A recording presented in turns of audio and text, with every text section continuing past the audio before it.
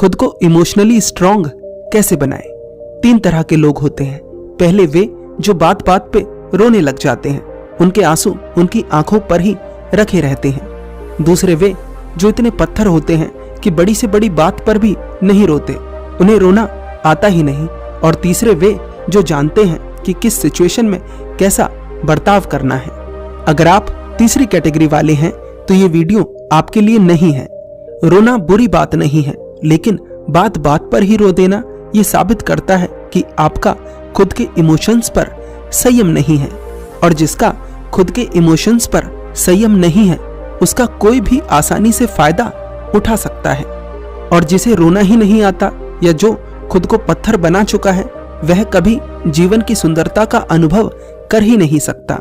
तो अगर आपको भी लगता है कि आप पहली या दूसरी कैटेगरी में आते हैं, तो आपको यह कहानी जरूर समझनी चाहिए।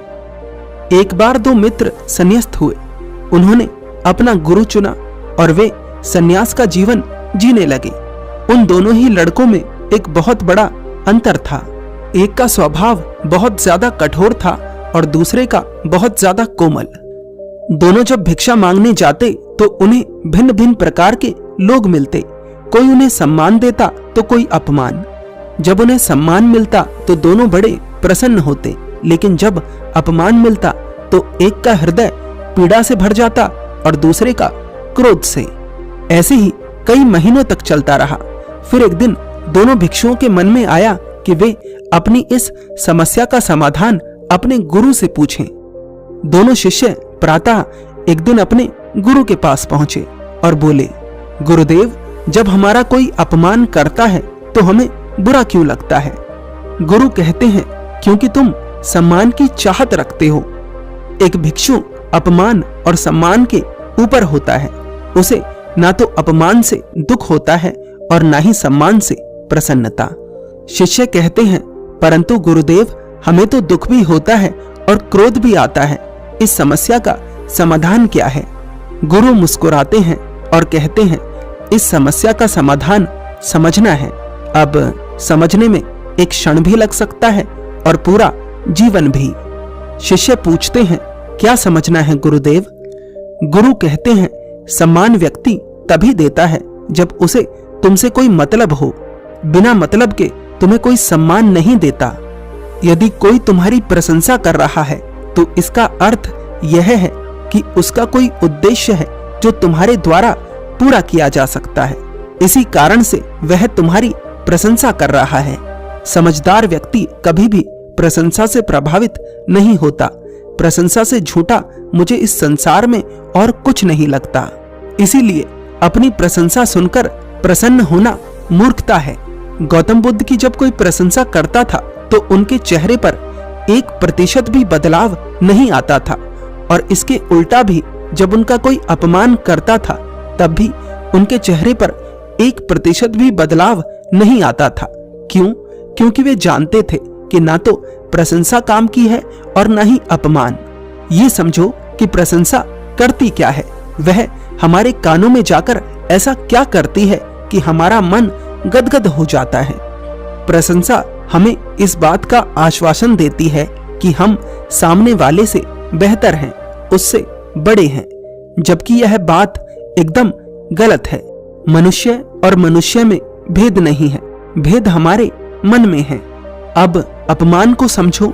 अपमान इस बात का प्रमाण है कि आप अपमान करने वाले की नजरों में उससे ऊपर हो।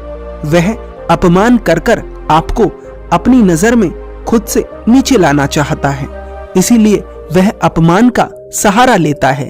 यदि कोई तुम्हारा अपमान करता है तो वह तुम्हें यह बताना चाहता है कि वह श्रेष्ठ है और तुम निम्न।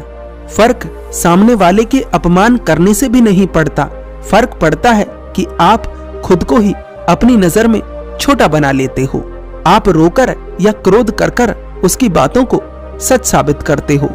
एक समझदार व्यक्ति ना तो रोता है और ना ही क्रोध करता है। वह संयम रखता है, क्योंकि वह जानता है कि सच क्या है।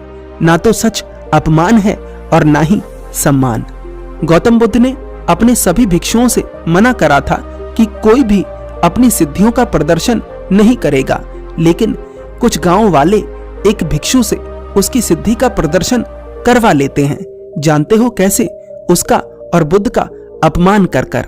वे गांव वाले बुद्ध को गालियां देते हैं और उस भिक्षु से बर्दाश्त नहीं होती। वे गांव वाले उस भिक्षु के सामने शर्त रखते हैं कि यदि उसने उस बांस के ऊपर रखा हुआ पात्र बिना बांस को हाथ लगाए उतार दिया, यानी हवा में उड़कर उतार दिया, तो वे मान जाएंगे कि बुद्ध शक्तिशाली हैं, बुद्ध पूजनीय हैं। और वह भिक्षु ऐसा कर देता है।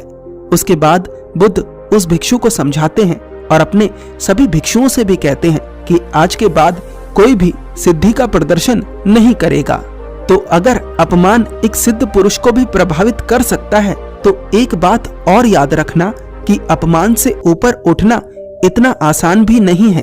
तुम समझो कि आज मैंने समझ लिया और कल मैं अपमान से ऊपर उठ जाऊंगा, तो ये भी संभव नहीं है। इसमें समय लग सकता है। शिष्य पूछते हैं, कितना समय लगेगा गुरुदेव? गुरु कहते हैं, उतना ही समय लगेगा जितना जल को भाप बनने में लगता है। यदि जल को सही तापमान पर एक स्थिति में रखा जाए तो एक समय के बाद वह भाप बन जाता है। ठीक इसी प्रकार यदि तुम खुद पर कार्य करते रहे तो एक समय के बाद यह तुम्हारे लिए संभव हो जाएगा। तुम अपमान और सम्मान के लालचों से ऊपर आ सकोगे, परंतु इसके लिए धैर्य और जागरूकता सबसे आवश्यक है। तुम्हें धैर्य के साथ जागरूक रहना है। तुम्हारे भीतर दूसरे के शब्दों को सुनकर जो उठता है उसे पूरी जागरूकता के साथ देखना है और फिर सोच समझकर प्रतिक्रिया देनी है। एक बात जो बहुत कम लोगों को पता है कि अगर कोई तुम्हें गालियां दे, तुम्हारा अपमान करे, तो तुम्हारे शब्दों से ज्यादा प्रभावी तुम्हारी मुस्कुराहट होती है। यदि तुम ऐसी स्थिति में मुस्कुरा सको तो उसे जो उत्तर मिलेगा उसकी बराबरी तुम्हारे शब्द नहीं कर सकते। शब्द तो कानों तक जाते हैं, लेकिन भाव, मुस्कुराहट हृदय तक जाती है। वे दोनों भिक्षु अपने गुरु की बात सुनकर अपने भीतर एक नई समझ पैदा करते हैं और अपने जीवन में आगे बढ़ते हैं। ऐसा नहीं है कि इसके बाद उनके जीवन में कोई समस्या नहीं आती। समस्याएं आती हैं, लेकिन वे इसी तरह से उनका समाधान खोजते रहते हैं और अपने लक्ष्य तक पहुंच जाते हैं। इस कहानी से हमने क्या सीखा, समझिए। पहली बात, अपमान एक झूठ है जो सामने वाला व्यक्ति हमें नीचा दिखाने के लिए हमसे कहता है, लेकिन अपमान शब्द नहीं करते, उसकी बातों को अपने भीतर स्वीकार लेना करता है। हम उसकी बातों को स्वीकार लेते हैं, तब हम अपमानित महसूस करते हैं। दूसरी बात, सम्मान व्यक्ति अपने मतलब के लिए करता है।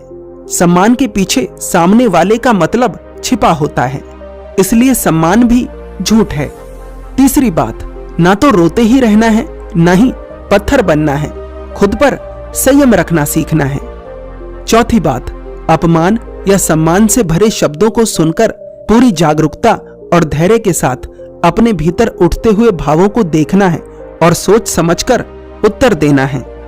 पांचवी बात, किसी भी स्थिति से ऊपर उठने में समय लग सकता है, इसलिए धैर्य के साथ काम करते रहना है। छठी बात, शब्द सिर्फ कानों तक जाते हैं, लेकिन भाव हृदय तक।